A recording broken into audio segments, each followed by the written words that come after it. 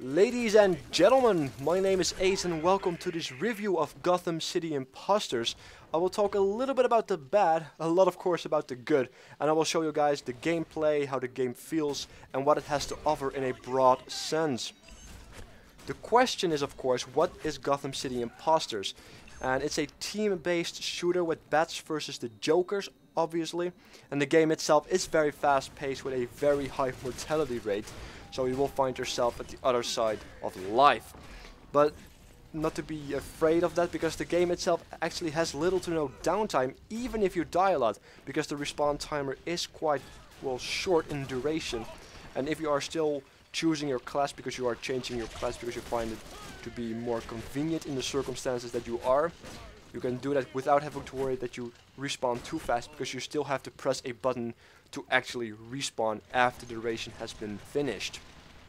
But let's talk a little bit about the bad stuff just to get it out of the way. And the funny thing is though, that this game on its own is bloody brilliant. I really enjoy this game, and it's a very cheap game as well, which makes it all the much more worse that this game has such a bitter aftertaste.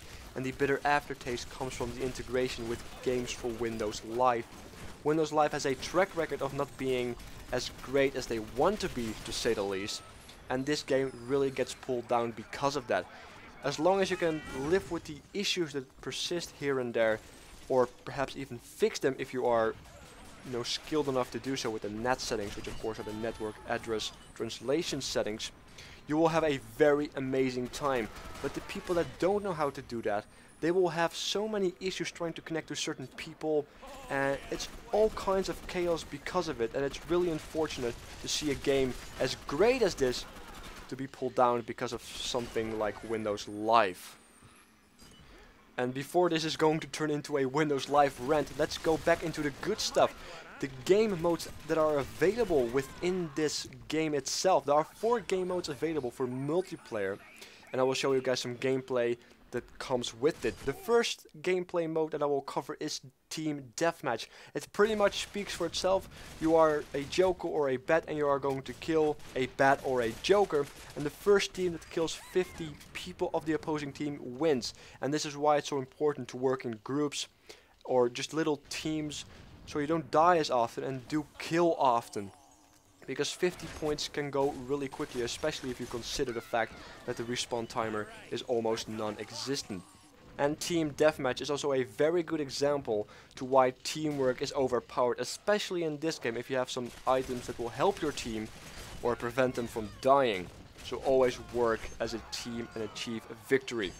Moving on to Fumigation, and Fumigation is pretty much the standard capture and hold with a little twist. Normally you are used to capture a point that will generate a certain score, and the first group to hit a certain score will win the match. That's how it normally goes. With Fumigation you have to capture 100% of the air, and once you get to 100% you will win that match. But if the opposing team has more gas blasters, which are the things you have to capture, you will start to lose air and they will start to gain air. But if you have 2 gas blasters or more, they will lose air and you will gain air. And this can switch for a very long time, but if you go beyond a certain duration, a enrage timer or a sudden death mode will be activated, and suddenly everything will speed up. So it's not indefinitely.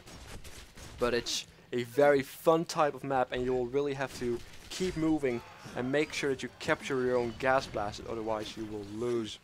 The next game mode is Psych Warfare, if I pronounce that correctly. And unfortunately I was unable to gain any footage over a time span of 3 to 4 days, because this specific game mode, Psych Warfare, has been dead to say the least. And it's really unfortunate because it's basically a capture the flag. They tried to give it a little twist, and the philosophy behind this specific game mode has been decent. Unfortunately the realization of this philosophy has been less than desirable. And I hope that they will change this in the future, because it's sad to see a game mode like this, which is basically capture the flag, come to a unfortunate end so quickly.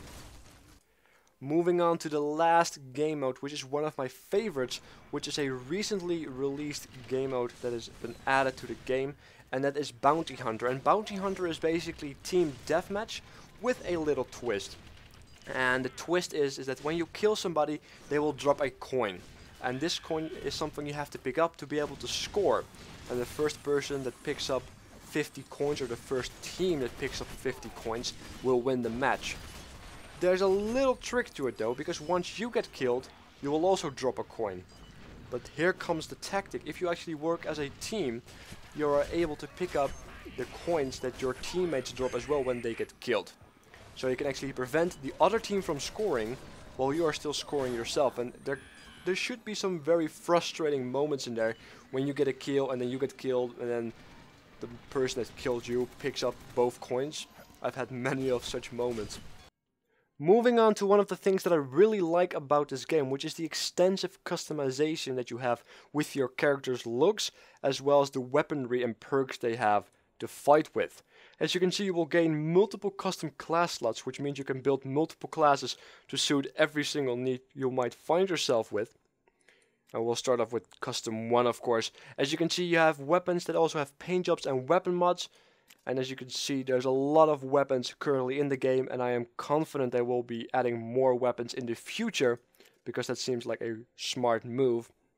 But once you have chosen a weapon, you can add weapon mods to it, and all these weapon mods give little bonuses or little advantages. And once you have done that and actually play a lot with weapons, you unlock certain feats of prowess, which allows you to paint your weapon. So that is actually quite awesome as well. There are little perks that you can unlock and use, which are not to be reckoned with or misjudged, because some of them are really, really powerful.